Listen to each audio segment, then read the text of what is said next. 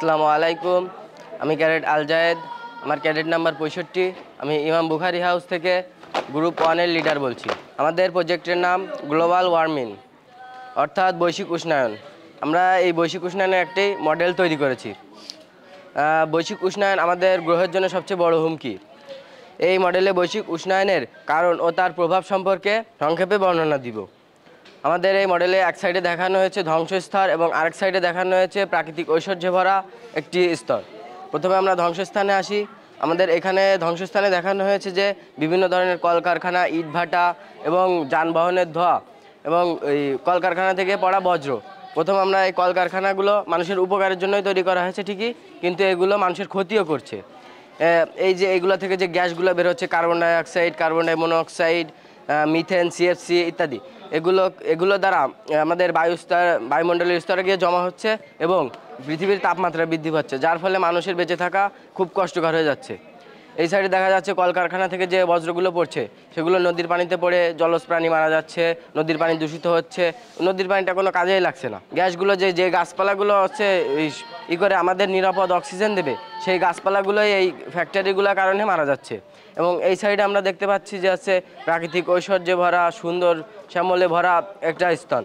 এখানে আছে এইটা থেকে বেঁচে থাকার উপায় হচ্ছে এটা যদি আমরা এই পথটা যদি আমরা অবলম্বন করি তাহলে আমাদের বেঁচে থাকা খুব সহজ হবে। এখানে দেখানো হয়েছে ব্যাটারি চালিত গাড়ি, সোলার প্যানেল, উইন্ডমিল, এছাড়া অন্যান্য নদীতে দেখা যাচ্ছে খুব স্বচ্ছ পানি।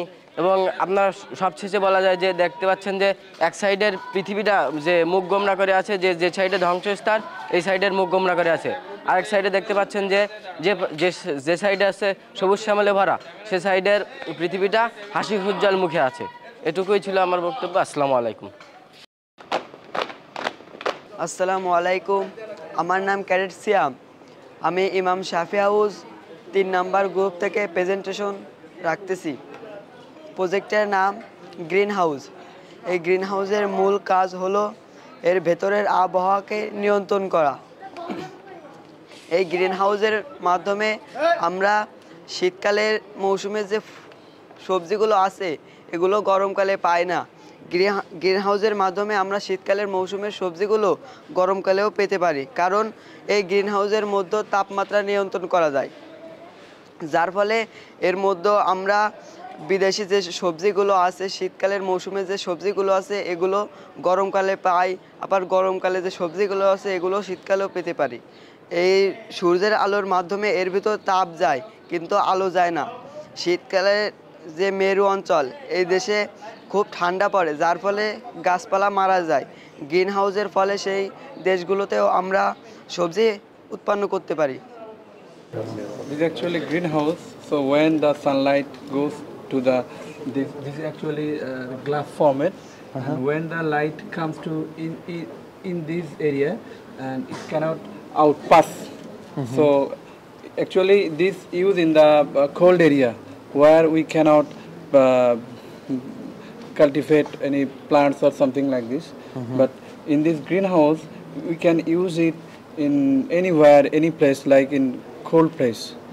So in this area the plants are very usually it grows very naturally first. Okay. Burada diyor yapay bir sera sisteminden bahsediyor. İşte burada bu sayede diyor sıcaklık bu sistemde dışarı çıkmıyor. Soğuk havayı diyor ısıtarak diyor bitkilerin daha hızlı büyümesine fayda sağlıyor diyor. এই green house তৈরি করতে আমাদের মেলা উপকরণ লেগেছে, যেমন LED light, cork sheet, polythene, এগুলো switch, battery, এগুলো মিলে সব কিছু তৈরি করতে মোট 3 দিন সময় লেগেছে। 3 দিনে আমরা রেস্ট না করেও এটা তৈরি করেছি। কাজ করার সময় অনেক কষ্ট হয়েছে, কিন্তু এখন তৈরির পর এখন ভালো লাগতেছে। আমরা এই প্রজেক্টটি বানিয়েছি আমাদের এয়ারফোর্স তথা আমাদের আকাশের প্রতিরক্ষা দৃঢ় করতে, মানে শক্ত করতে, যার ফলে আমরা অনেক শক্তিশালী হব। বর্তমান বিশ্বে অন্যান্য দেশগুলোতে এসব রয়েছে, যার ফলে অন্যান্য দেশগুলো অনেক শক্তিশালী এবং তাদের সামরিক শক্তিতেও তারা অনেক এগিয়ে। এই জন্য আমরা এই প্রজেক্টটি বানিয়েছি। আমাদের এখানে একটি কার্গো প্লেন রয়েছে, যেটি যুদ্ধ সরঞ্জাম নিতে সাহায্য করে।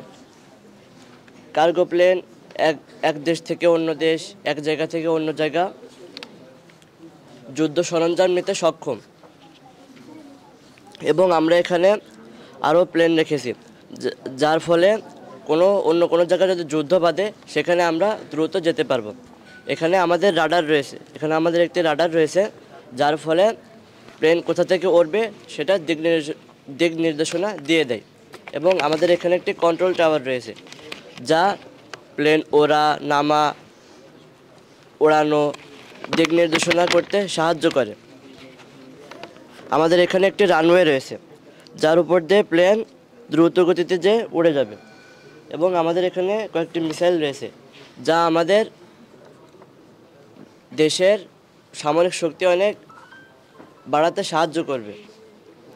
এটি যদি আমাদের দেশে হয় তাহলে আমাদের দেশ অনেক উন্নত হবে, এবং এটি আমাদের দেশের উন্নত সাধনের একটি মাধ্যম। এর কাজ যদি আমি বর্ণনা করি তাহলে এটি বাংলাদেশের খুবই গুরুত্বপূর্ণ একটি স্থাপনা হবে, যা বাংলাদেশকে সামরিক শক্তিতে অনেক এগিয়ে নিয়ে যাবে।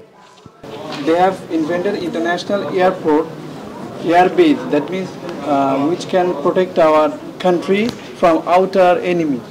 আমরা জানি আমরা বাংলাদেশ এয়ার ডিফেন্স সিস্টেমটা আমাদের একটু দুর্বল।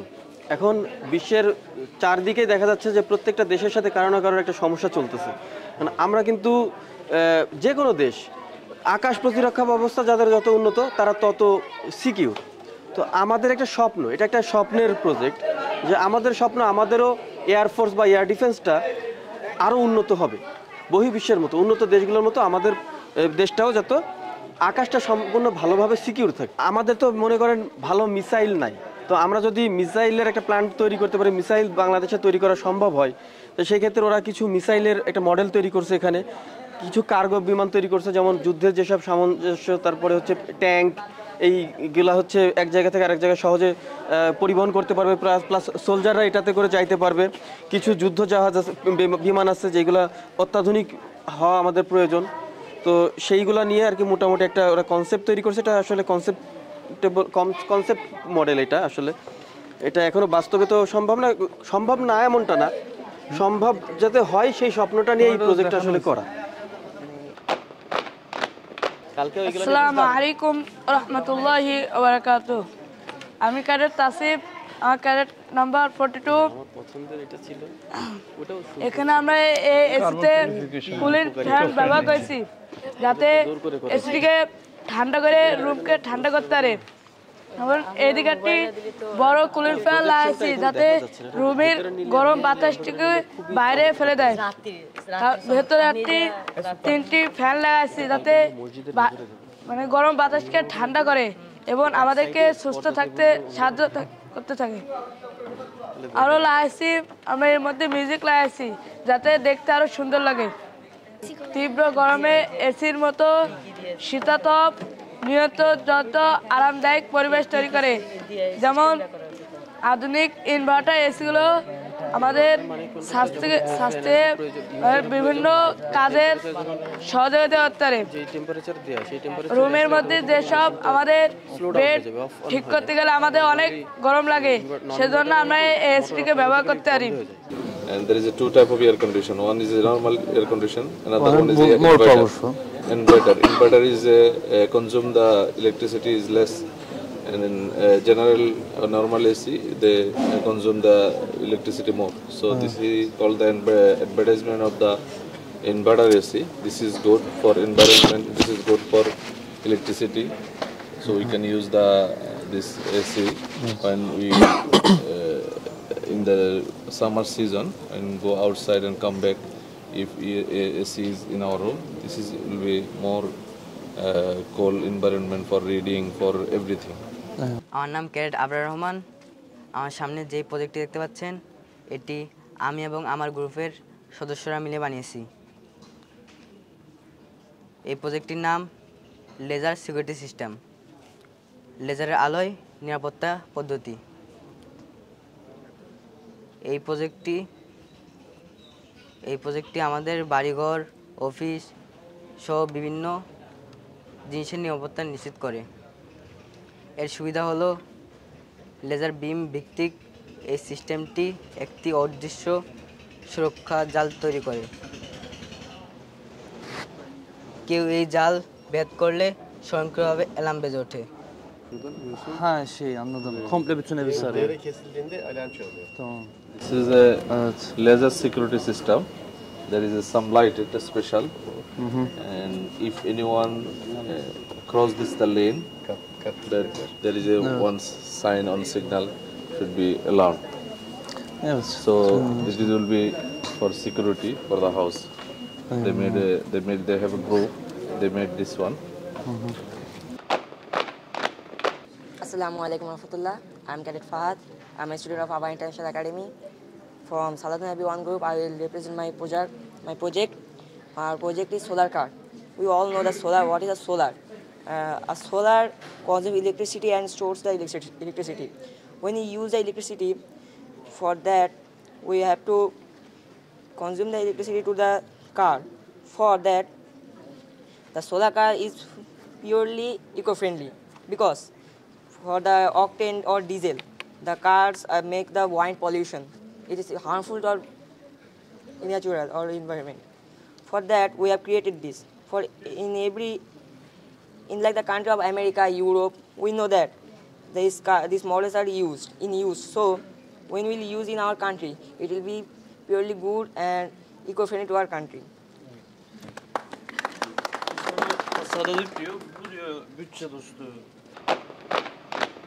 আচ্ছা, আমাদের এই গ্রুপটার নাম হচ্ছে সালাউদ্দিন আইবি হাউস গ্রুপ 2, আর ওদের প্রজেক্টের নাম হচ্ছে ইলেকট্রনিক স্পিড বোট।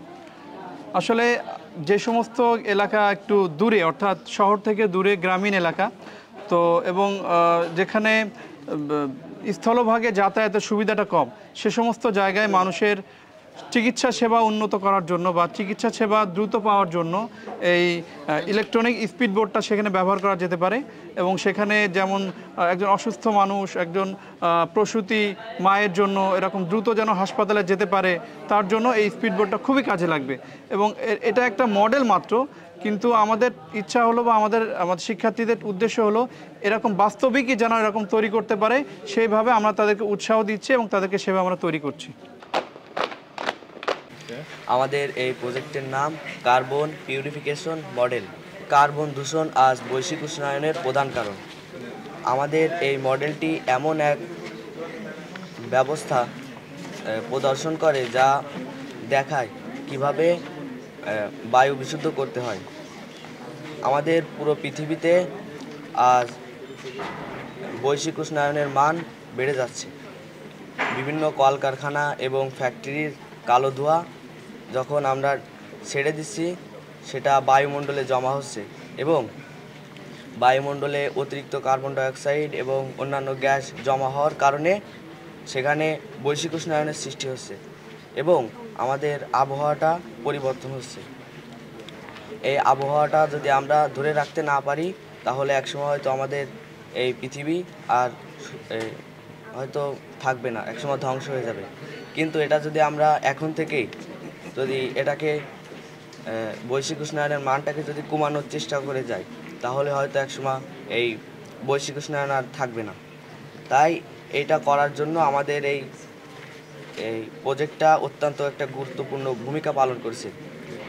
আমাদের এই প্রজেক্টটা বিভিন্ন যে কলকারখানার কালো ধোঁয়া আছে, এটাকে ফিল্টারিং করে ছেড়ে দিচ্ছে, যার ফলে কার্বন ডাইঅক্সাইড, তারপরে আরও অন্যান্য গ্যাস এখানে আটকা থেকে যাচ্ছে, আর বাদ বাকি যেই বিশুদ্ধ হাওয়াটা সেটা ছেড়ে দিচ্ছে, যার ফলে আর সেটা বায়ুমণ্ডলে ক্ষতি করছে না এবং পরিবেশের অত্যন্ত একটা গুরুত্বপূর্ণ ভূমিকা পালন করে দিচ্ছে। সবাইকে ধন্যবাদ। আসসালামু আলাইকুম। বিশুদ্ধ বায়ু, সুস্থ পৃথিবী। কার্বন কমাও, ভবিষ্যৎ বাঁচাও। বিশুদ্ধ বায়ু, সুস্থ পৃথিবী। কার্বন কমাও, ভবিষ্যৎ বাঁচাও। So it causes global warming. So it will help to reduce the global warming. When we use in factory or in car, they produce carbon dioxide, smoke. But in this system, it will reduce the carbon dioxide. So in that case, the world will be eco-friendly, and it can be mankind will live there very easily. So this is actually very good project, I think, for our world.